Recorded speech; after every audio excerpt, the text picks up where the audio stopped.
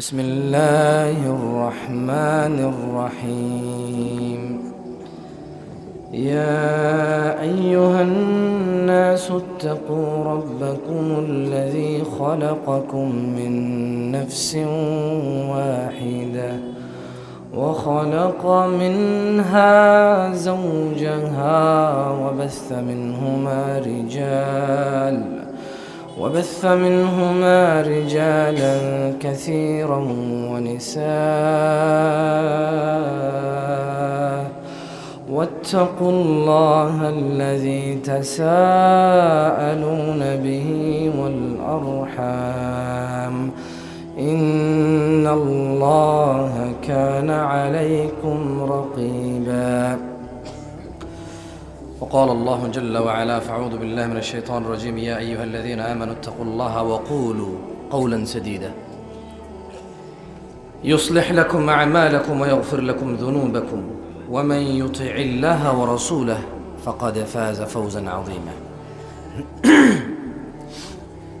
প্রশংসা আল্লাহ তাআলার, যিনি এক বিন্দু তুচ্ছ পানি থেকে আমাদের সৃষ্টি করেছেন, তারপর সুন্দরতম অবয়বে এই পৃথিবীতে প্রেরণ করেছেন নর এবং নারী হিসেবে। আলহামদুলিল্লাহ। অসংখ্য দুরূদ ও সালাম নাজিল হন মুস্তাফা সাল্লাল্লাহু আলাইহি ওয়াসাল্লামের উপর, যার পরে এই পৃথিবীতে আর কোনো নবী রাসূল আগমন করবেন না। আল্লাহুম্মা সাল্লি আলাইহি আল্লাহুম্মা বারিক আলাইহি। আসলে আমাদের কুমিল্লা, সিলেট এবং চিটগং ঘেঁষা রীতি রেওয়াজ অভ্যাসে অভ্যস্ত আমরা। কেমন এই জায়গাটা মোটামুটি এদিক থেকে সিলেট জটটুক, ওদিক থেকে চিটগং ওটুক। আর মাশাআল্লাহ চিটগং এবং সিলেট এই দুই জায়গা বাংলাদেশের বিভিন্ন, মানে আপনারা তো বুঝতেছেন আমি কি বুঝাতে চাচ্ছি। তো সুবহানাল্লাহ, আমরা একটু ওনাদের গা ঘেঁষা, আমাদের ধর্মীয় রীতি নীতি, ইভেন আমাদের কৃষ্টি কালচার যেটাই বলেন, কেমন এদিকে চাঁদপুর, ব্রাহ্মণবাড়িয়া, এই নোয়াখালী বা এই এরিয়াগুলো আমি দেখেছি, আমি গিয়েছি, তো প্রায় রান্নাবান্না মোটামুটি কাছাকাছি মিলে, কারণ যেখানে যাই টুকটাক তো খাওয়াই সময় আলহামদুলিল্লাহ। এবং বিয়ে শাদীর অনুষ্ঠান দেখলাম এখানে। আসলে বিয়ে, আচ্ছা বিয়ে এইটা আমরা জানছি কেমনে? দিন থেকে না? কবুল বলতে হয়, জবাব আনতে হয়, খুতবা পড়তে হয়, উকিল লাগে, মানে সাক্ষী অভিভাবক লাগে। এই পদ্ধতিগুলো কে শিখেছে আমাদেরকে? রাসূলুল্লাহ সাল্লাল্লাহু আলাইহি ওয়াসাল্লাম। আচ্ছা, কিন্তু আপনি বাংলাদেশের বিয়ে এরকম না। আপনি চিটাগং যাবেন একরকম বিয়ে, মানিকগঞ্জ যাবেন একরকম বিয়ে, আমাদের নাঙ্গলকোট যাবেন একরকম, এখানে হয়তো অন্যরকম, আমি জানি না। কারণ আমি যখন মানিকগঞ্জ এক ছোট ভাইয়ের বিয়ে খেতে গেলাম 2014 সাল, তখন আমি বাংলাদেশে মাত্র আসছি। তো দেখলাম যে বিয়ের পরের দিন সকালে ওকে গোসল করাচ্ছে না, ওরা পাটার উপরে বসায় রাখছে, ভর্তা বানায় যে, তা ওকে, ও হেঁটে হেঁটে আসতে পারবে না, ওকে ওর ভাবি একজনে কোলে করে নিয়ে আসতে হবে। এমনভাবে মনে হয় আপনার ধান দিয়া কুলা দিয়া ধান দুপা দেন নাই মনে হয় জীবন। আরে বাপরে বাপ, আরে বাপ, আমার শিখে এগুলো না। আমার বয়স কম হইতে পারে, মানুষ কয় বিয়ে না করে দূরের লোকে যায় নাই, আমি দেখিনি এগুলো। কেন এই দেশে বিয়ে করার পরে মা জামাইরে, মানে ছেলেরে বিদায় দেওয়ার আগে কুলার মধ্যে ধান নেয় না, কি নেয় না, একটু ঘাস নেয় কি না? এটা লদ্দুফা কয়, কি কয়? লদ্দুফা কয় এটা। হ্যাঁ, আরে আমি তো আমার এলাকায় আসছি কথা বলতে, এই জন্য আমার সাথে মিলবে আপনাদের। অন্য জায়গায় লদ্দুফা বললে ওরা বোঝে না, বুঝছেন? সত্যি, ইভেন কুলারও সবাই কুলা কয় না। আমরা যে বিসিন কই, অনেকে শুধু হাত পাখা কয়, বিসিনও কয় না। বিসিন করলে অনেকে চিনে না যে জিনিসটা কি গুলো, কিন্তু এখানে তো আপনারা বিসিন চিনেন নি? বিসিন কি হাত পাখা না? যাক আলহামদুলিল্লাহ। মানে এইসব জায়গায় কথা বলতে ভালো লাগে। মুখ দিয়ে যদি কোনো শুদ্ধ ভাষা নাও পারি, তো আমার এলাকার যে ভাষা এটা কয়ে দিলেই চলে, বুঝে। এখন মানে বিয়ে তাহলে আমাদেরকে কে শিখাইছে? সাল্লাল্লাহু আলাইহি ওয়াসাল্লাম। না, আমাদের বিয়ে তাহলে ভিন্ন হবে কেন? শিক্ষক যদি রাসূলুল্লাহ হয়, শিক্ষা যদি মুসলিমের জন্য হয়, তাহলে কেন ওকে ফজরের পরে গোসল করতে দিল না? সকাল 8টা বা 9টা বাজলো, তখন ওকে পাটার উপরে বসাইলো, ওর ভাবি ওরে কোলে করে নিয়ে আসলো, নিয়ে আসার পরে পাটার উপরে বসাইছে, এবং ও নিজে নিজে গোসল করতে পারবে না, মহিলারা কল থেকে নিয়ে আসা পানি ওর গায়ের উপর ঢালতেছিল। আচ্ছা, তো এর আগে আর একটা ঘটনা ঘটছে, ও বিয়ে করছে না তো, আমি তো আসলে ওর বিয়ের প্রথম দিন গেছি, আমি বাংলাদেশে তখন একদম নতুন, আমি এর আগে কোনো বিয়েই দেখিনি, এটা সত্যি কথা, আমি জানতামও না যেগুলো হবে, কারণ আমি সৌদি আরব থেকে বড় হয়েছি, সৌদি আরবে মানে বাংলাদেশে যখন জীবনে প্রথম আসছি, আসার কয়েকদিন পরে সে আমি না গেলে বিয়ে করবে না, একবার আমি তো চিনি না, আরেকজন আমার খালাতো ভাইয়ের ফুফাতো বাড়ি নিয়ে গেছি পথে, যদি আমি আবার পথ ভুলে যাই এই জন্য। তো দেখলাম যে সে বিয়ে করছে, তার বউকে উঠাই নিয়ে আসছে, আনার পর ওকে ঘরে ঢুকতে দিচ্ছে না, মানে বউ যে রুম ওই রুমে ঢুকতে দিচ্ছে না, তালা মাইরা চাবি ওর ভাবিরা রেখে দিছে, এখন ওর টাকা দিতে হবে, এখন এই চাবির জন্য ও মহিলাদের সাথে হাতাহাতি করতে হচ্ছে। এই মহিলা কারা? ওর ভাবিটা বিয়েরা, হাসি তামাশা হচ্ছে, চাবি দিবে না, ওরা যাইতে দিবে না ওই রুমে। আমি যদি এলাম, এটা কি আল্লাহ, মানে কই আসলাম, মানে আমি তো কিছু বলতে পারি না, সইতে পারি না। আর তাছাড়া আমি খুব মানে, আপনি বিশ্বাস করবেন না, কারো মা বাপ মরে গেলে যেরকম মানুষ মানে হঠাৎ করে ধরেন আপনার সামনে মানুষ মরে গেছে, অবাক হয়ে যায় না? আমার মাথা মতো কাজ করতেছিল যে হচ্ছেটা কি, আমি তো বিয়েতে আসছি, কিসে আসছি, কিন্তু এখানে হচ্ছেটা কি আসলে। পরে দেখলাম যে মহিলারা হলুদ মাখলো ওরে, এর যে হলুদগুলো মাখছে পরের দিন এগুলোই মহিলারা আবার গোসল করে দিল ওরে, তা ওর বউ না, একদম উঠানের মধ্যে পাটা নিয়ে আসে বসায়া। পর আমি ওরা বললাম যে কি হয়েছে, এটা তোমার কি হচ্ছে, এগুলো তুমি ফজর পড়ছো? সত্যি কথা, যখন আমি ঘুম থেকে উঠছি ওকে বললাম যে তুমি ফজর পড়ছো, মুচকে এসে বলে যে ভাই আমি তো গোসল করতে পারি নাই। ওর ছেলেটা ভালো, মানে অত খারাপ ছেলে না, যেটা সত্যি কথা, ছেলে হিসেবে খুব ভালো। এখন 2টা কিডনি ওর ড্যামেজ হয়ে গেছে অনেক আগে, ওর মা একটা কিডনি দিয়েছে, আল্লাহকে সুস্থ করুন, ভালো ছেলে, অত্যন্ত ভালো ছেলে, আল্লাহকে সুস্থ করুন, আমিন। খুব কষ্টে আছে, আল্লাহ ওর জন্য দোয়া করি না, আমি মুসাফির এসে দোয়া করছি, আপনারা দোয়া করেন, সবাই ভালো জায়গায় আছেন, এখন খুব কষ্টে আছে ছেলেটা, তখন সুস্থ ছিল। তাই বললাম যে তুমি গোসল করো নাই কেন, ওয়াই তুমি বিয়ে করছো, আল্লাহ তোমাকে আজকে তোমার জীবনের সর্বোচ্চ নিয়ামত দিয়েছে। একটা মেয়ের হাত ধরলে তোমাকে লম্পট বলতো মানুষ, একটা মেয়ের কাছে চিঠি পাঠাইলে, মেসেজ পাঠাইলে ওর ভাই তোমাকে মারতে আসতো, ওর বাপ তোমার বাপের কাছে এসে বিচার দিত, কিন্তু ওই জায়গায় মেয়ের বাবা মেয়েকে সুন্দর করে সাজিয়ে গুজিয়ে, তোমার বাবা মা তোমার জন্য রুমটাকে কি সুন্দর, দেখলাম যে ওই যে খাটের মধ্যে দেখলাম যে ফুল দিয়ে দিছে, হলুদ কালারের ফুল, তারপর সুন্দর নতুন বিছনা চাদর দিছে, তোমার ঘরটাকে এভাবে ফুল ছিটাই দিছে, তোমার এখানে তোমার আত্মীয় স্বজন সবাই, ইভেন আমি কোথায় নাঙ্গলকোট থেকে আসলাম তোমার বিয়েতে অংশগ্রহণ করতে, তোমার আনন্দে শরীক হতে, তোমার আনন্দ বৃদ্ধি করতে, আমরা সবাই আসছি এখানে তোমাকে একটা মেয়ের সাথে মিলিত করতে।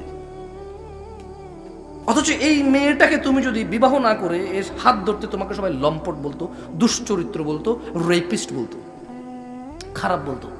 অথচ এই মেয়ের বাবা ভাই ঋণ করে হয়তো, কর্জ করে হয়তো, অথবা হাদিয়া যেটা পাইছে মানুষ থেকে ওঠা দিয়ে ধুমধাম করে তোমার আত্মীয় স্বজন সবাইকে খাওয়ায়, নিজের মেয়েকে সুন্দর জামা কাপড় পরায়, তোমার রুমে তোমার হাতে তুলে দিছে, যাতে তুমি ওকে ওর সাথে সুন্দর সংসার করতে পারো, তোমার বংশ বৃদ্ধি হয়, তুমি যাতে তোমার জীবনের পূর্ণতা পাও। আল্লাহ নবী সাল্লাল্লাহু আলাইহি ওয়াসাল্লাম তো বলেছে বিয়ে অর্ধেক দিন। বিয়ে অর্ধেক কি? এমন একটা আনন্দের দিন আল্লাহ তোমাকে দিল, তোমার জীবনের পরিপূর্ণতা আল্লাহ দিল, যা করলে তুমি পাপিষ্ঠ হতা, লুচ্চা লম্পট বলে গণ্য হতা, যারা তোমাকে দুশ্চরিত্র বলতো, ওরাই তোমার জন্য একটা নেয়ামতের ব্যবস্থা করেছে। তুমি এই দিনে ফজর পড়লা না কেন? এত জঘন্য কাজ কেন করলা? তুমি আল্লাহর সাথে এত বড় নাফরমানি কেন করলা? সে বললো যে ভাই আমাকে তো তালা মারে, মানে গোসল তো করতে পারতেছি না, এদের জন্য রীতি রেওয়াজ। কি রীতি রেওয়াজ? আমি বললাম ঠিক আছে পালন করো, গোসল করো, আগে সলা আদায় করো না, যাও। তখন মানে 8টা 8:30 বাজে, শীতকাল, কনকনে শীত, মানিকগঞ্জ ঢাকা, মোটামুটি আমাদের এদিকে যেরকম গ্রাম, এর চেয়ে তো বেশি গ্রাম। আমি দেখলাম যে পানি টানি এলাকা মিলে প্রচুর গ্রাম, কেমন বাঁশের ঝাড়টার অনেক কিছু, সো অনেক গ্রাম, মানে এখান থেকে অনেক গ্রাম, আমি যেটা বুঝলাম। ওখানে গেলাম, তো আমি বললাম যে ঠিক আছে গোসল করো, যে সলা আদায় করো। তুমি এত বড় নাফরমানি আল্লাহর সাথে কিভাবে করলো? অথচ আজকের দিন তোমার জন্য সর্বোচ্চ নেয়ামতের দিন ছিল, তুমি এই দিনে আল্লাহকে ভুলে গেলা। ছি ছি ছি ছি ছি ছি।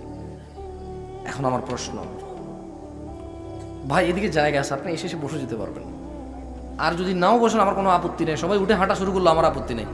আমি ওরকম হুজুরি না যে আপনি উঠে গেলে বলবো যে শয়তান, ওই দেখ শয়তান চলে যাচ্ছে, আল্লাহর কথা আমি এরকম বলবো না, জীবনে বলবো না। কেন? আমি আসছি এখন, আপনি হয়তো 2 ঘন্টা আগে আসছেন, শারীরিক মানুষ এখন আর মানুষের আগ্রহী স্ট্রেংথ নাই, বুঝছেন? এখন অধিকাংশ মুরব্বী 40-35 বছরের মানুষের ডায়াবেটিস আছে, ঘন ঘন পেশাব আসে। সো উঠবে যাবে, আপনাদের কোনো প্রবলেম হলে উঠবেন যাবেন, কোনো প্রবলেম নাই ইনশাল্লাহ। শুধু যেখানেই থাকেন একটু মনোযোগ দিয়ে কথাগুলো শুনলেই হবে। আমি আসছি শুনাইতে, আপনি আসছেন শুনতে, শুনলেই হলো, দেখা দেখি না হলেও চলবে। কারণ আমি একবারও আপনাদেরকে জিজ্ঞেস করবো না ঠিক কি না, একবারও জিজ্ঞেস করবো না। সো এখানে কে আসেন কি না আমার কোনো যায় আসে না। বিয়ে কে শিখাইছে? শিখাইছে কাদের? আমরা কারা? আমরা কারা? আমরা কারা? শিক্ষককে, ছাত্রকে। তাহলে ভিন্ন কেন হলো মানিকগঞ্জে বিয়ে? ভিন্ন কেন হলো মানিকগঞ্জের বিয়ে? ভাই আমি চিটং আর বিয়ে শাদী দেখি নাই ভাই, আমি জানি না। আমি আমার নিজের বিয়েটা করছি, ওটা দেখছি। তারপরে ওর বিয়েটা সর্বপ্রথম দেখছিলাম, এরপর আর আমার বিয়ে দেখার সুযোগ হয় না কারো তেমন, কারণ আমার আর বিয়ে দেখার ইচ্ছা নাই। কারণ তখন ছোট, আরো একটু বয়স 10 বছর কম ছিল, 2014 সালের কথা বলতেছি, বুঝছেন? তো তাইলে মোটামুটি ধরেন আরো অনেক বয়স কম ছিল, মানুষ বোঝে নাই যে আমি জামশেদ মজুমদার হবো পরে, নাহলে ছবি টবি তুলে একটু বলছে দেখেন আপনাকে হুজুর গায়ে হলুদে। কারণ আমি কি জানি তোমাদের বিয়ে কেমনে হয়, এটা আমি কেমনে জানি? আমি তো সিনেমা নাটক ভাবছি কল্পনাই, তোমরা দেখি পুরো সিনেমা নাটকের মতো বসবাস করো। ওই নায়ক গলার মধ্যে আল্লাহু লেখা রাখছে, একজন গুন্ডা গুল্লি মারছে, আর সে মরে নাই, আ করে মরে নাই কেন? পরে দেখলো যে আল্লাহর মধ্যে এসে গুলি লাগছে, এই জন্য বেঁচে গেছে। তুমিও আল্লাহ লইয়া ঝুলাও এখন। কোন সাহাবি, কোন ইমাম, কোন মসজিদের মুয়াজ্জিন, কোন খতিব, কোন আলেম উলামা বলছে আল্লাহ ঝুলাইতে? বলতে পারো? পিতলে, স্টিলে কেউ বলছে আল্লাহ ঝুলাইতে? বলছে? তো তুমি ঝুলাও কেন বলো? কার থেকে শিখছো? তোমার ধর্মের শিক্ষক হচ্ছে সিনেমার পরিচালক। আরে ভাই ঠিক বলতে বলছি আপনাদেরকে, আপনারা ঠিক না বললো ঠিক। এটা দেখো না, সিনেমার মধ্যে মা অসুস্থ হয়ে গেছে, আবার ছেলে কি করবে? ছেলে যাইয়া মাজারে গেছে, মাজার যাই। ভাই আমি সৌদি আরব বড় হয়েছি, হেলো, খুব ছোটবেলা থেকে ঘরে ডিশ টিভি ছিল, বুঝছেন না? বোঝেন নাই, বুঝে রাখ থেকেই। তো এখন সিনেমার নায়কের মা যায় কি করতে, সরি নায়কের মা তো অসুস্থ হয়ে গেল, তার নায়ক যা মাজারে যায় বলতেছে আল্লাহ আমি তোমার কাছে কোনোদিন কিছু চাই নাই, এই প্রথম আজকে চাইছি, তুমি ফিরে দিও না। আপনি জানেন আল্লাহর কাছে না চাওয়া হারাম, এটা জানেন আপনি? আল্লাহর কাছে না চাওয়া হারাম, এটা আপনি জানেন? ইভেন জুতার ফিতা যদি ছিঁড়ে যায়, এটাও আল্লাহর কাছে চাওয়ার, আল্লাহ বলছে চাও। জুতার ফিতা বোঝেন? লেজ না, হ্যাঁ, ছিঁড়ে গেলে আল্লাহ কি বলছে? আল্লাহর কাছে চাইতে বলছে। আর ও শিখাচ্ছে আপনাকে যে জীবনে আমি কোনোদিন কিছু চাই না, এই প্রথম চাইছি আমার মাকে দাও, দেওয়ার পরে কি হচ্ছে? আবার করে হুঁশ চলে আসছে মার। মানে কি বুঝাচ্ছেন আপনি? মানে আল্লাহকে পর্যন্ত সিনেমার মধ্যে অপমান। মানে এ মাজারে গেছে, মাজারে জবর হয়েছে, ওর মা অসুস্থ, এরপর আল্লাহ ওটা শুনে গেছে, আল্লাহ এত মানে এরকম, মানে কি ভাই? ভগবত গীতা, রামায়ণ, মহাভারত চলছে নাকি? হ্যাঁ, তো ধর্ম আপনি ওখান থেকে শিখছেন না। এখন এই জন্য প্রেম কোত্থেকে আসে? প্রেম কোত্থেকে আসে দেশে? আরে ভাই, কেউ তার বউরে প্রেমিকা কয়? কেউ তার বউরে প্রেমিকা কয়? তাহলে যারা বিয়ে করে নাই ওরকম মহিলার সাথে সম্পর্ক হলে ওকে বলে প্রেমিকা? আমি বুঝাতে পারিনি। কেউ তার মাকে প্রেমিকা বলে? বোনকে প্রেমিকা বলে? কাকে প্রেমিকা বলে? যাকে বিয়ে করে নাই এবং তার সাথে আন্তরিকতা আছে, তারে প্রেমিকা বলে। তো প্রেম কোত্থেকে আসে? এ দেশে কোত্থেকে আসে প্রেম? স্বর্গ থেকে ভাই। আশ্চর্য। দেখেন না, বলে যে প্রেম করেছে ইউসুফ নবী, তার প্রেমে লেখা বিবি গো।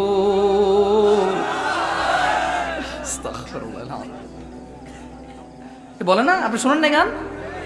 ও নাঙ্গল করে চলে, তাহলে এখানে চলে না? ভোর রাতে জাগাইতে শুনছি আমি রমজান মাসে, ভোর রাতে এখনো বলতে বলতে আর ওঠেন, ঘুমাইন না, দেরি হয়ে যাচ্ছে, এবার লাগাই দিচ্ছে এটা।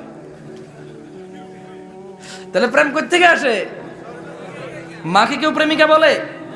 বউকে কেউ প্রেমিকা বলে? বোনকে কেউ প্রেমিকা বলে?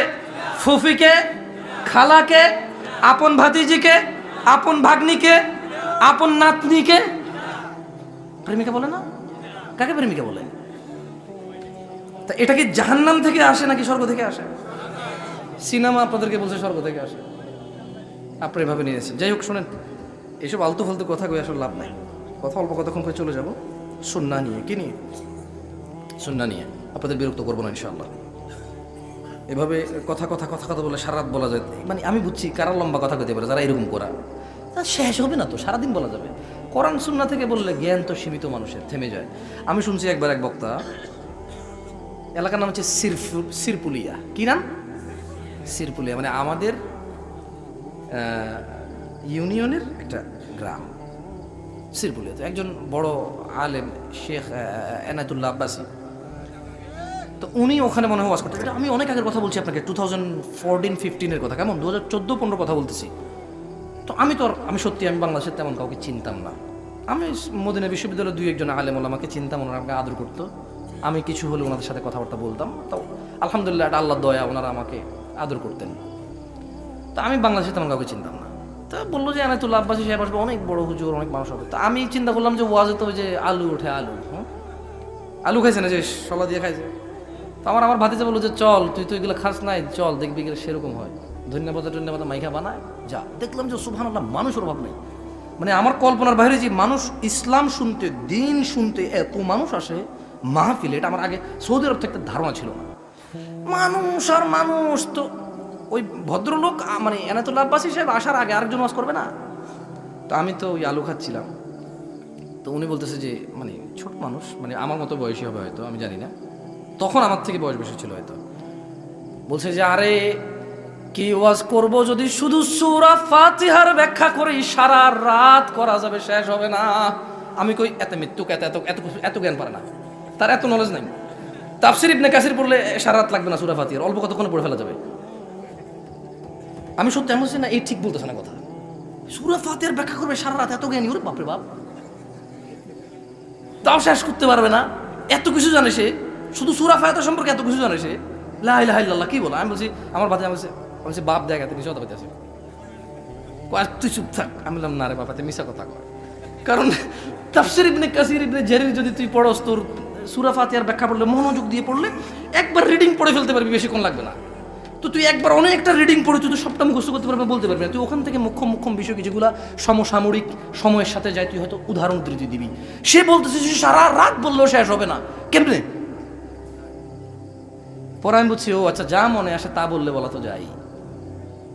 এখন আমি বুঝি যে না, সে মিথ্যা বলে নাই, সে সারা রাত বলতে পারবে, এটা ঠিক ছিল। তবে ওখানে অনেক মিথ্যা কথা বলতে হবে তাকে, কথা সে বলতে পারবে সারা রাত। আমি ওই আগে বলে দিচ্ছি, আমি সারা রাত বলতে পারবো না, শুধু সূরা ফাতিহা দূরের কথা। আমার যদি কোরআন আর সুন্নাহ সব থেকে বলতে বলা হয়, সর্বোচ্চ 30-40 মিনিটে বলতে পারবো, আমি পারবো না আর। মানে আজকের জন্য আউযু বিল্লাহি মিনাশ শাইতানির রাজিম। দিনী ভাইরা, কথা বলবো সুন্নাহ নিয়ে। কি নিয়ে? কি নিয়ে? সুন্নাহ নিয়ে। এর আগে একটু আপনাকে বলে রাখি, আজকের আলোচনার বিষয় সুন্নাহকে আঁকড়ে ধরা। যারা নিজেকে সুন্নি বলে, আহলুল সুন্নাহ ওয়াল জামাআর দাবি করে যারা, এবং যারা করে না, মূলত সবাই আহলুস সুন্নাহ ওয়াল জামাআ দাবি করে, জানেন আপনি? কৃতকর্ম যেরকমই হোক, সবাই চায় নিজের নামটা সুন্নি হোক। কি হোক? কারণ এটা রাসূল সাল্লাল্লাহু আলাইহি ওয়াসাল্লামের সাথে যায়। কার সাথে যায়? রাসূল সাল্লাল্লাহু আলাইহি ওয়াসাল্লামের সাথে যায়।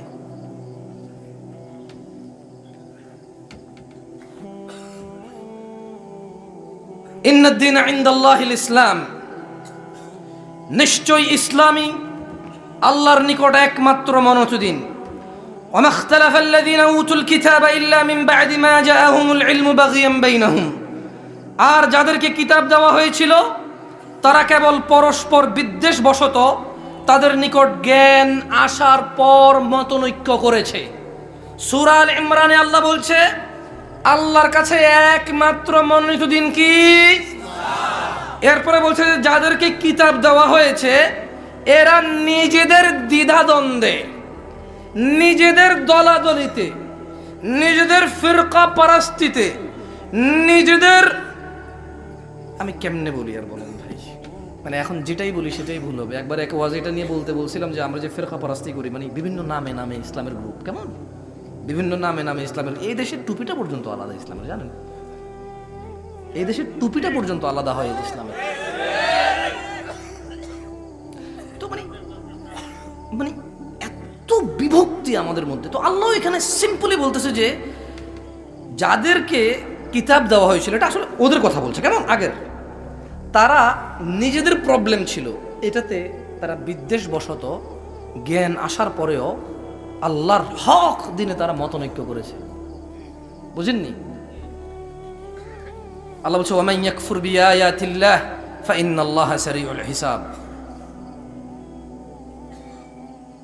যে ব্যক্তি আল্লাহর আয়াত সমূহের উপরে পরিপূর্ণ আস্থা ঈমান রাখে না, কুফরি করে, আল্লাহ তার জন্য তাকে সাবধান করে বলছে যে শোনো, আল্লাহ দ্রুত হিসাব গ্রহণকারী, ইন্নাল্লাহা সারিউল হিসাব।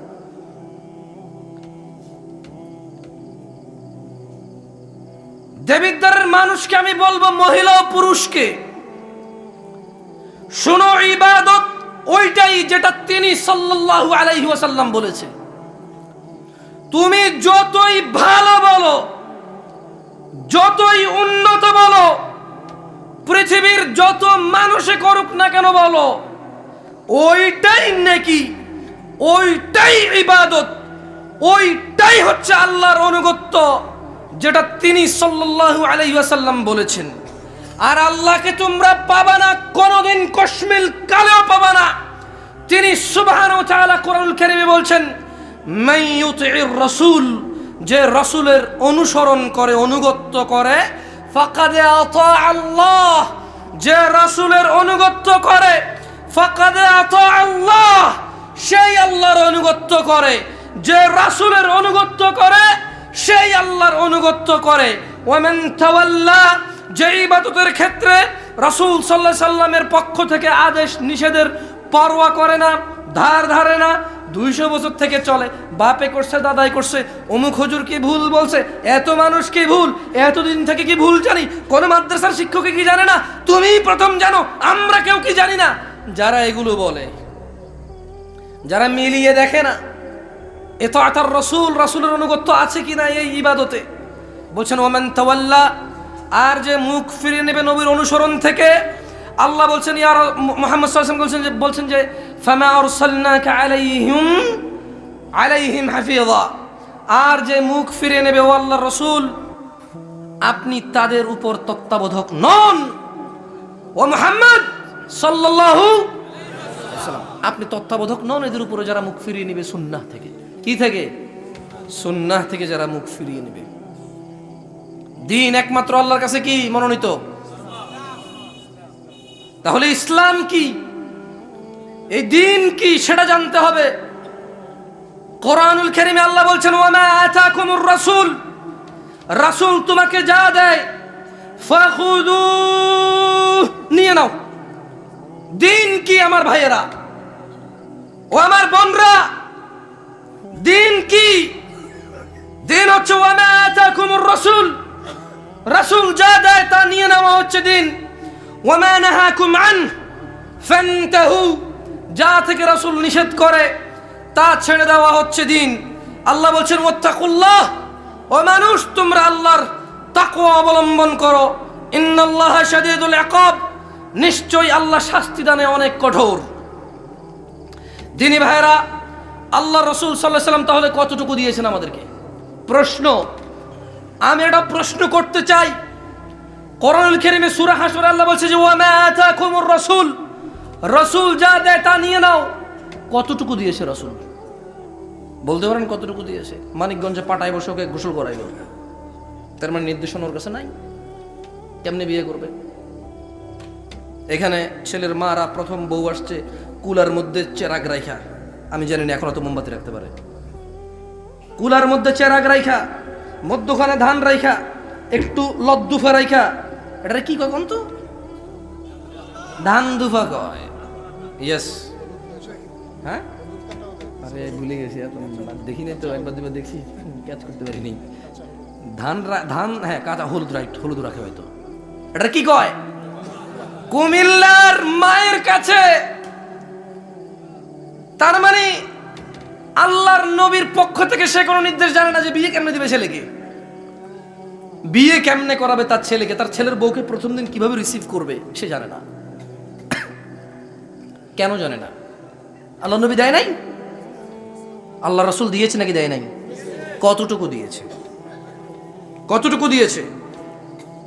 দেবিদ্বারের মা ও বোনরা, দেবিদ্বারের ভাই ও বোনরা আমার, عن عبد الله بن مسعود رضي الله عنه قال عبد الله بن مسعود رضي الله عنه থেকে বর্ণিত তিনি বলেন قال رسول الله صلى الله عليه وسلم আল্লাহর রাসূল সাল্লাল্লাহু আলাইহি ওয়াসাল্লাম বলেছেন إنه ليس شيء يقربكم إلى الجنة ও মানুষ মনোযোগ দিয়ে শোনো রাসূল কতটুকু দিয়েছে এখানে রাসূল বলছে إنه ليس شيء يقربكم إلى الجنة إلا قد أمرتكم به ও উম্মতরা আমি মুহাম্মদ সাল্লাল্লাহু আলাইহি সাল্লাম তোমাদের এমন প্রত্যেকটা জিনিস আদেশ করেছি নির্দেশ দিয়েছি ইউকাররিবুকুম ইলাল জান্নাহ যা তোমাদের জান্নাতের নিকটবর্তী করবে এমন প্রত্যেকটা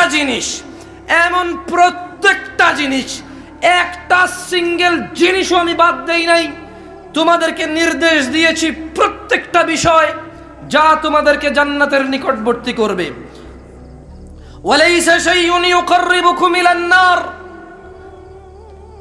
ইল্লা ক্বাদ নাহাইতুকুম আন ও আমার উম্মতরা এমন কোন বিষয় নেই যা তোমাদেরকে জাহান্নামের নিকটবর্তী করবে অথচ আমি নিষেধ করিনি এমন একটা বিষয়ও নেই সুবহানাল্লাহ আমরা বিয়েই করতে জানি না আমরা জুমাকে কেন্দ্র করে দাড়ি কাটি আমরা শুধু সিরামিক এসি আর মসজিদের জায়গা প্রশস্ত করে 2-3 তালা করার জন্য আমরা সুদী ঘুষখোর লম্পট দুশ্চরিত্রকে আমরা মসজিদের সভাপতি বানাই what else if this is not what else যদি মসজিদ দোতলা করার উদ্দেশ্য না থাকতো আপনার শুধু জুমায় এক ওয়াক্ত নামাজ যারা পড়ে ওদেরকে আপনি জায়গা দিবেন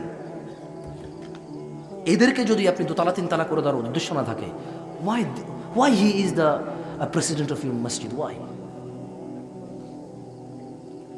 is the leader of your masjid why সে আপনার মসজিদের নেতা কেন why who is he don't even know how to read suratul fatiha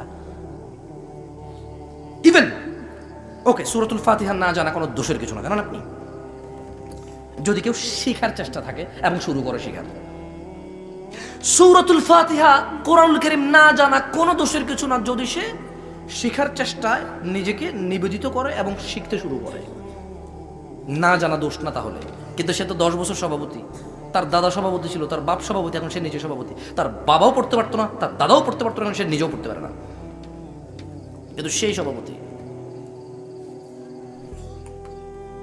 ও এখানে মানে ভিন্ন সরি আমি ভুল ট্র্যাকে চলে গেছি যে জায়গাতে সেই সভাপতি রাইট আরে মতোয়াল্লি হয় না জায়গা দিয়েছে মতোয়াল্লি হয় সরকারে লিখা দিয়ে তারা তাদের বংশধররা এটা পরিচালনা করবে ঠেকায় পড়ে এদেশে মসজিদ চালা সভাপতিরা জানেন ঠেকায় পড়ে লিখে সরকারে লিখে দেয় তো বাপ দাদার থেকে করে গেছে জায়গা জমি ওরা দিছে ওরা মান ইজ্জতের বিষয় বিয়ে সাথে দিতে জায়গায় জায়গায় বিচার টিচার করতে কাজে আসে সো ঠেকায় পড়ে দেশের সভাপতি হয় অথচ তিনি সাল্লাল্লাহু আলাইহি ওয়াসাল্লাম বলেছেন যে ওয়ালাইসা শাইউন ইউকাররিবুকুম ইলান নার ইল্লা ক্বাদ নাহাইতুকুম আন ও আমার উম্মতরা এমন কোনো বিষয় নেই যা তোমাদের জাহান্নামে নিয়ে যাবে অথচ আমি মুহাম্মদ তোমাদেরকে কি করিনি আমি তোমাদেরকে নিষেধ করিনি এমন একটা বিষয়বস্তু নাই আমি তোমাদেরকে সবকিছু নিষেধ করেছি আর আপনি হয়তো ভাববেন এত হুজুর এত ওয়াজ করে দেখি তো ফেসবুকে অনেকে কমেন্ট করে আমি দেখি আমাকে না হইলেও বিভিন্ন জায়গায় যখন 2-4টা কথা হয় গোলমাল হয় প্রচুর ছেলে পেলে দাড়ি নাই ফেসবুকে গান বাজনায় ভরপুর দুনিয়ার নোংরামি অশ্লীলতাতে ভরপুর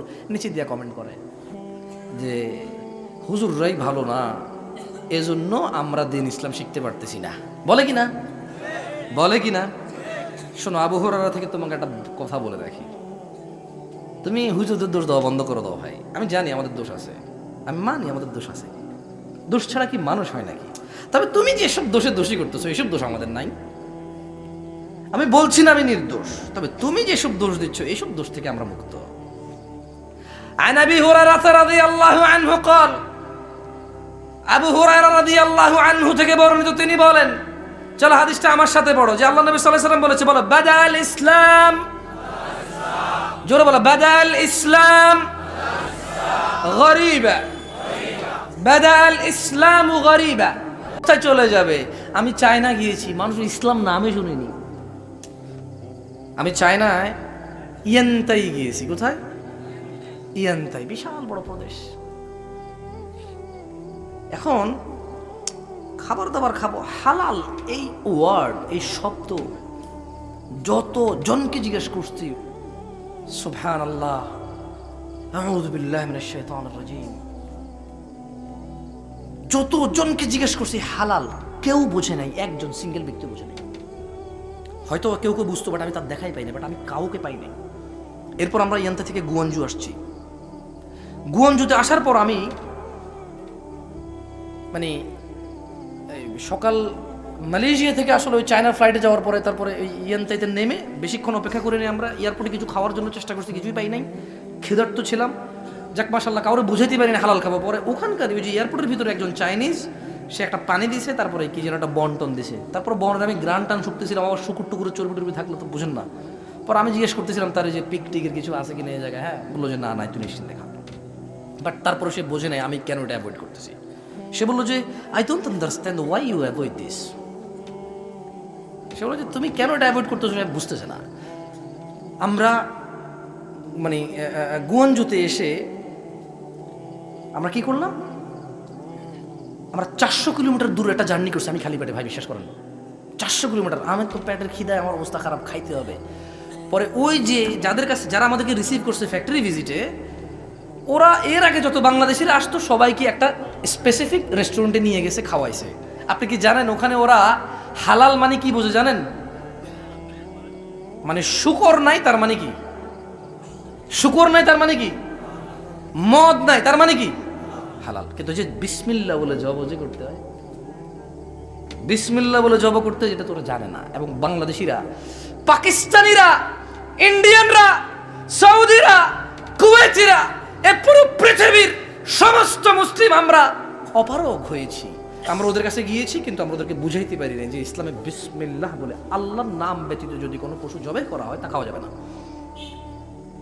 এই মুসলমানরা যারা যায়, তার মানে সবার কথা জানি না, কেউ কেউ হয়তো খাইছে, ও শুকর নাই, মদ নাই, ঠিক আছে খাও। এখন ওই চাইনিজ যারা আমাদেরকে রিসিভ করছে, তাদের একটা আইডিয়া হয়ে গেছে যে যেই রেস্টুরেন্টে মদ আর শুকর নাই, পর্ক শুকর নাই, ওটাই হালাল, ওটাই কি হালাল। আমি ওখানে খেতে পারলাম না ভাই, আমার রুচি হলো না, আমি ক্ষুধার্ত। এরপর আমরা ওই ফ্যাক্টরি থেকে আবার 400 কিলোমিটার দূরে আসছি যেখানে আমাদের থাকার কথা। আসার পর আমি গুগলে সার্চ করে দেখলাম যে কোনো তেমন কিছু পেলাম না। একটা বাংলাদেশি রেস্টুরেন্ট পাইছিলাম গুগল ম্যাপে, আর একটা লেবনানি রেস্টুরেন্ট পাইছি। আপনি বিশ্বাস করবেন, এরপরে আইসা ওই লেবনানি রেস্টুরেন্টে ঢুকছি, ঢোকার পরে খানা খাইতে বসছি, রাতের কয়টা বাজার বলে বুঝাইতে পারবো না। এরপরে আমি ওই যারা আমাদেরকে রিসিভ করছে চাইনিজ, ওদেরকে বললাম যে তোমরা কি এটা খাবা? সে আমার কি জবাব দিয়েছে জানেন?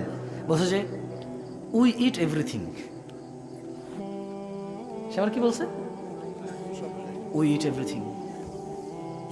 ওয়াল্লাহি কসম বিল্লাহি তাআলা, আল্লাহর কসম, আমি এই যে হাদিসটা যে বাদা আল ইসলাম গরিবা, ইসলাম অপরিচিত অবস্থায় সূচনা, মানে অপরিচিত অবস্থায় কি হয়েছে, ইসলামের সূচনা হয়েছে। ওয়াসায়াউদু কামা গরিবা, এবং অচিরেই ইসলাম অপরিচিত হয়ে যাবে, কেউ চিনবে না।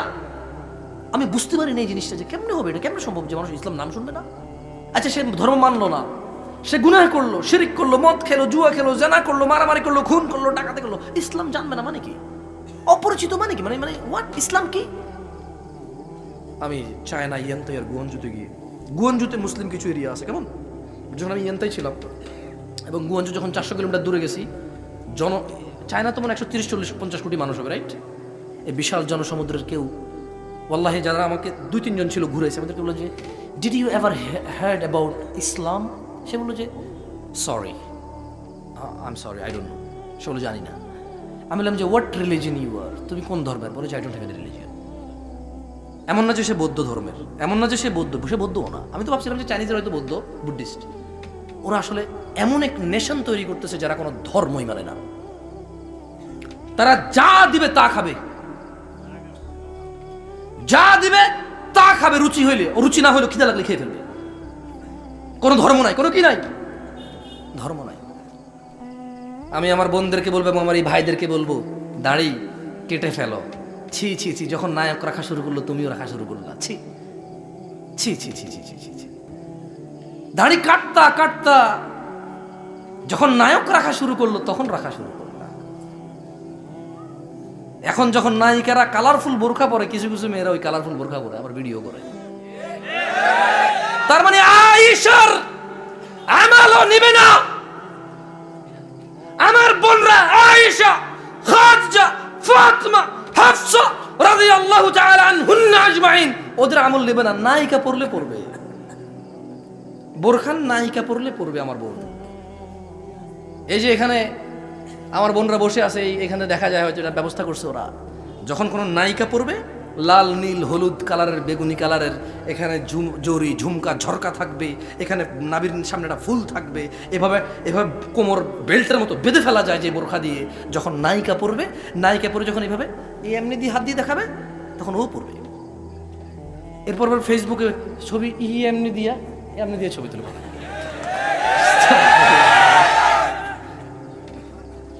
আমি জানি কেমনে, আমাকে অনেকে মেসেজ পাঠায় যে উনি ইসলাম প্রচার করে জায়েজ আছে কিনা, বিভিন্ন গ্রুপ বানায়। হ্যাঁ, মানে মেয়ে কিছু কিছু মেয়েরা নাকি দিন প্রচার করে, কি করে ফেসবুকে গ্রুপ বানায়। তো গ্রুপ বানায় কোরআন খতম করে, কি করে কোরআন খতম করে, মানে এক একজন এক এক পারা পড়ে, কেমনে পড়ে জানি না, গ্রুপের ভিতরে মানে পড়ে বলে যে হ্যাঁ পড়ছি, হয়ে যায় পড়া। তারপরে আবার ওই ভদ্রমহিলা ভিডিও করে ইসলাম প্রচার করে। ওদের অনেক দিনী ভাই আছে, আবার দিনী ভাইরা তাদেরকে শিখিয়ে দেয় কেমনে কি করতে হবে। এরপরে মাঝে মধ্যে ওনারা বুঝতে পারে না যে এই লোকটা যে খারাপ ছিল, ও ভাবছে দিনী ভাই। মাঝে মধ্যে দুইটা ঘটনা ঘটলে কি হয়, আমি বুঝতেই পারিনি সে যে এত বড় ধোঁকা দিবে, সে বলেছে আমাকে বিয়ে করবে।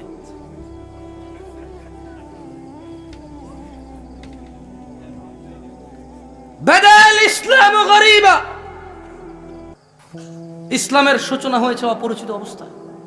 ওয়া সায়াউদু কামা গরীবা, আল্লাহকে ভয় করো দেবিদ্বারের বাপ ও মায়েরা, আল্লাহকে ভয় করো দেবিদ্বারের সমাজ সেবকরা। তোমাদের বাচ্চাকে রাসূলুল্লাহ সাল্লাল্লাহু আলাইহি ওয়াসাল্লামের সুন্নাত থেকে বিমুখ করিও না। তোমাকে জবাই করবে সে, তোমাকে কোপাবে সে, তোমাকে বৃদ্ধাশ্রমে পাঠাবে সে, যদি আল্লাহর নবীর সাথে পরিচয় না করাও। ওকে আল্লাহর রাসূলের সাথে পরিচয় করাও জরুরি। ও আল্লাহকে চিনবে, তোমাকে চিনবে, ও রাসূলুল্লাহ সাল্লাল্লাহু আলাইহি ওয়াসাল্লামকে চিনবে, তোমাকে চিনবে। দিনী ভাইয়েরা, আমি আর বেশি কিছু বলবো না, দুই একটা আয়াত পড়ে সুন্নতের আবশ্যকতা এবং রাসূল সাল্লাল্লাহু আলাইহি ওয়াসাল্লামের ভালোবাসার গুরুত্ব বুঝিয়ে চলে যাব। তিনি সুবহানাহু ওয়া তাআলা বলছেন, কুল, ও মুহাম্মদ সাল্লাল্লাহু আলাইহি ওয়াসাল্লাম, আপনি বলে দিন এদেরকে, ইন কুনতুম তুহিব্বুনাল্লাহ, যদি তোমরা আল্লাহকে ভালোবাসো, ফাত্তাবিউনি, তাহলে আমি মুহাম্মদের অনুসরণ করো। ইউহিব্বুকুমুল্লাহ, আল্লাহ সুবহানাহু ওয়া তাআলা আরশে আযিমের মালিক, কিয়ামত দিবসের মালিক, জান্নাত জাহান্নামের মালিক। ইউহিব্বুকুমুল্লাহ, নিজেই আল্লাহ তোমাদেরকে ভালোবাসবে। ওয়া ইয়াগফির লাকুম যুনুবাকুম, তোমরা যদি আমি মুহাম্মদের অনুসরণ করো, আল্লাহ নিজে তোমাদের ভালোবাসবে। ওয়া ইয়াগফির লাকুম যুনুবাকুম, তোমাদের গুনাহসমূহ ক্ষমা করবে। ওয়াল্লাহু গফুরুর রহিম, কারণ তিনি অত্যন্ত অতীব পরম দয়ালু, তিনি তোমাদের ক্ষমা করবে।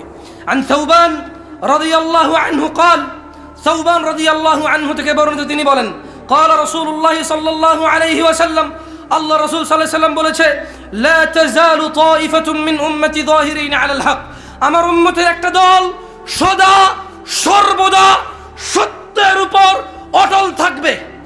আল ইখতিলাফু রাহমা, যারা বলে যে ফিরকা পারাস্তি, এটাকে কি বলে বাংলাতে, ফিরকা মানে বিভক্তি, যারা বলে বিভক্তি হচ্ছে রহমা, জেনে নাও ভাই আমার, আল্লাহকে ভয় পাও।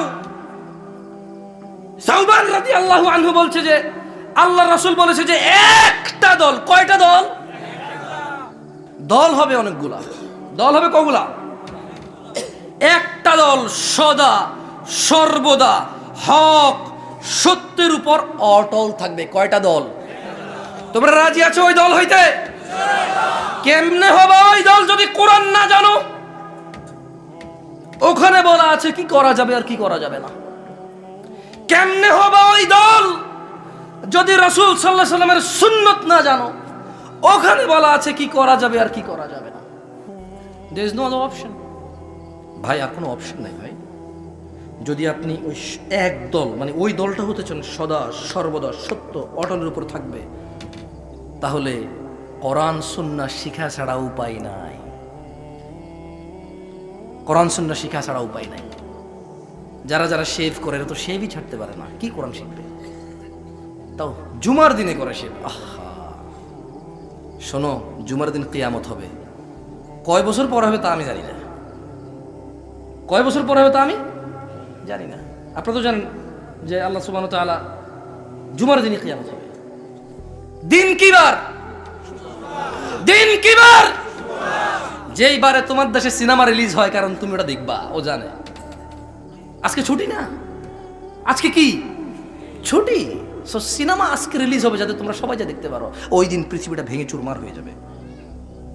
ওই দিন সমুদ্রের পানিগুলো উদ্দোলিত হবে, পাহাড় পর্বতগুলো কীট পতঙ্গের মতো হবে, তারকা নক্ষত্র ঝরে পড়বে, সূর্য আলোহীন হয়ে যাবে, মাটি তার সবকিছু বের করে দিবে। ওই দিন তুমি সিনেমা দেখো ভাই। আর কালকে শুক্রবারের জন্য আজকে বৃহস্পতিবার সারা রাত তুমি জেগে থাকবা কেন? কালকে শুক্রবার, তুমি জানো না কালকে কিয়ামতের দিন। কিয়ামত কবে যদি কেউ আমাকে প্রশ্ন করে, আমি বলি শুক্রবার। আমি বলি কি? শুক্রবার। আল্লাহ আমাদেরকে বোঝার তৌফিক দান করুন, আমিন। দিনী ভাইরা, যাই হোক, শোনেন, যার যা হয়েছে হয়েছে, ওকে? দাড়ি কাটা, নেশা করা, ইয়াবা, মদ, গাঁজা খাওয়া, জানা করা, নামাজ ত্যাগ করা, মানে নামাজ পড়েন নাই, ওকে? কি পড়েন নাই? আমার সাথে একটু বলেন। নামাজ পড়েন নাই, রোজা রাখেন নাই, জানা করছেন, মদ খাইছেন, ওকে? এগুলো তো পাপ, পাপ না? আজকের যুগে সবচেয়ে কোন পাপে বেশি মানুষ জড়িত বলতে পারেন? সুদ, ঘুষ, জেনা। আসলে প্রথমে হবে জেনা, প্রথমে হবে কি? এর আগে হবে নেশা, এর আগে কি হবে? নেশা। কারণ নেশাকে তো নেশাই মনে করেন অনেকে। আজকের যুগে ভাই শোনেন, এই সমাজ থেকে আপনি বলেন যে সমাজে জেনা নাই, নেশা নাই, আর কিস্তি সুদ নাই, কি অপরাধ আছে বলেন? তুমি বলতে পারবা কি অপরাধ আছে? হ্যাঁ, মেয়ে যেটা বোরখা পরে ওটা জেনার সাথে সম্পর্কিত। বোরখা না পরা কিসের সাথে সম্পর্কিত? জেনার সাথে সম্পর্কিত। ওই যে জর্দা খায়, তামাক খায়, ওই যে সিগারেট খায়, নেশার সাথে সম্পর্কিত। কিসের সাথে? নেশার সাথে। ওকে, নেশা নাই সমাজে, তার মানে সিগারেট, জর্দা, তামাক, ইয়াবা, গাঁজা, মদ নাই। জানা নাই, তোমাদের গ্রামে জানা নাই মানে কি নাই? মানে কোনো মেয়ে খোলামেলা শুধু জামা পরে রাস্তায় হাঁটতেছে না, মানে কোনো ভাবি তার দেবরের সাথে দেখা দিচ্ছে না, মানে স্কুলের ছেলে মেয়েরা আলাদা আলাদা পৃথক, মেয়েকে মেয়ে পড়াচ্ছে, ছেলেকে ছেলে পড়াচ্ছে, তাদের স্কুল মাদ্রাসা পৃথক। জানা নাই, কি নাই? জানা নাই। মানে পার্কে কোনো ছেলে মেয়ে হাত ধরে হাঁটতেছে না, মানে বাপ মেয়ে ছেলে মেয়ে সবাই মিলে বসে বসে নাচ দেখতেছে না, মানে ওই যে কোনার দোকান আছে না, কোনার দোকান, ওই দোকানে যে টেলিভিশনটা চলে, সবাই পান খায় আর বসে বসে দেখে নাটক, সিনেমা, সবাই মিলে জানা লিপ্ত, এটা নাই। এটা কি নাই? তোমার গ্রামে কি অপরাধ আছে বলো আমারে? নাই। আরে ভাই নাই, ভাই আপনার জানা নাই, কি নাই? জানা নাই। আহারে ধরে নিলাম তর্কের খাতিরে, কথা বুঝেন, তর্কের খাতিরে ধরে নিলাম জানা নাই, কি নাই? নেশা নাই, কি নাই? হারাম উপার্জন নাই, মানে সুদ, ঘুষ, মিথ্যা কথা বলে এসে করা, হারাম উপার্জন নাই। কি অপরাধে আপনারা অপরাধী বলতে পারেন আমার? আর কি মানুষ খুন করেন আপনারা? মানুষ খুন করেন? আপনাদের ঘরে কি ঘরে ঘরে চোর? ডেলি ডেলি মারামারি করেন? একজন একজনের ডেলি গালাগালি করেন?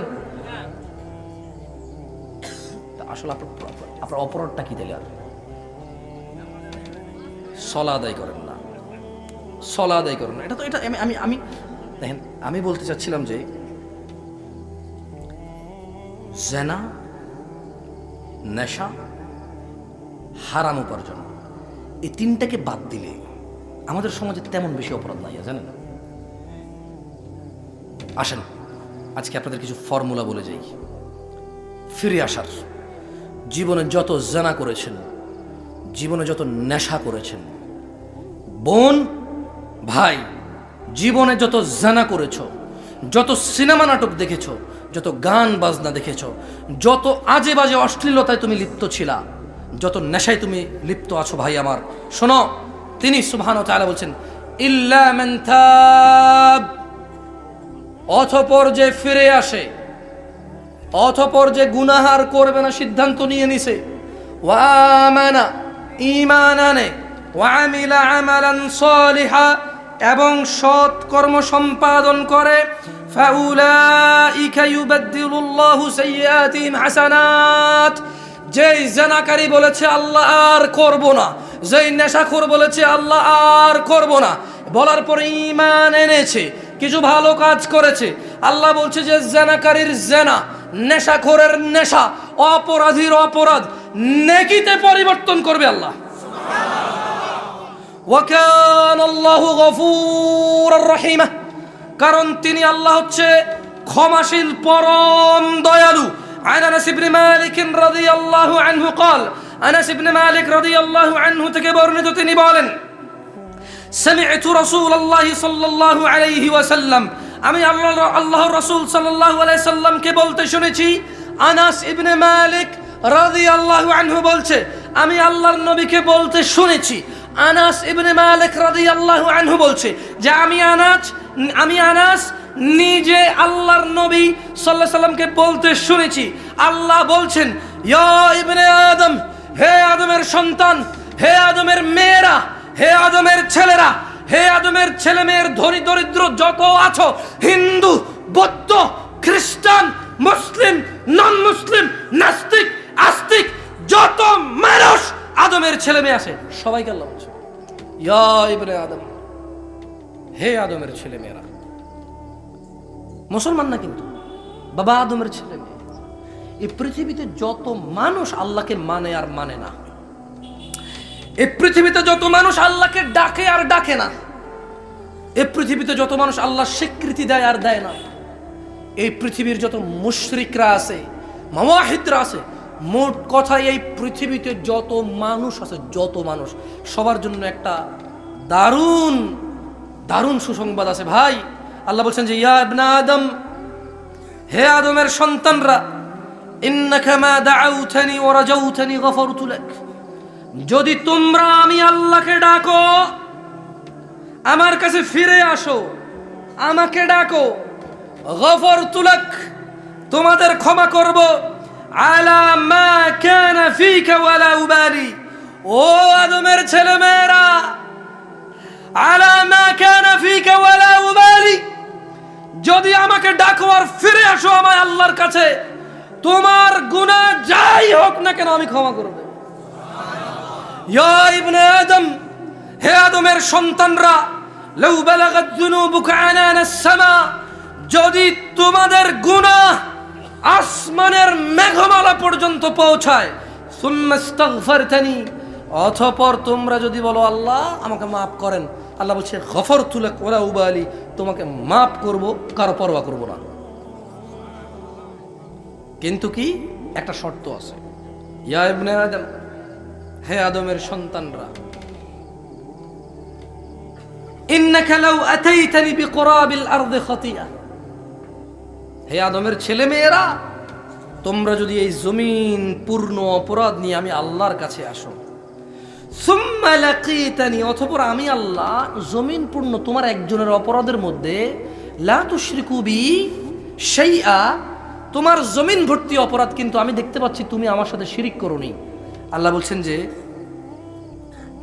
লা আতাইতুকা বিকুরাবিহা মাগফিরা, শোনো, তোমার জমিন পূর্ণ অপরাধের মধ্যে যদি শিরিক না থাকে, আমি আল্লাহ জমিন পূর্ণ ক্ষমা নিয়ে এসে ক্ষমা করে দেব।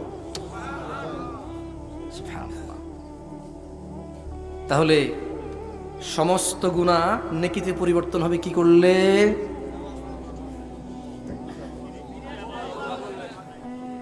খেয়ে ফেলছেন, এত অল্প সময় খেয়ে ফেলছেন, তাওবা করতে হবে। কি করতে হবে?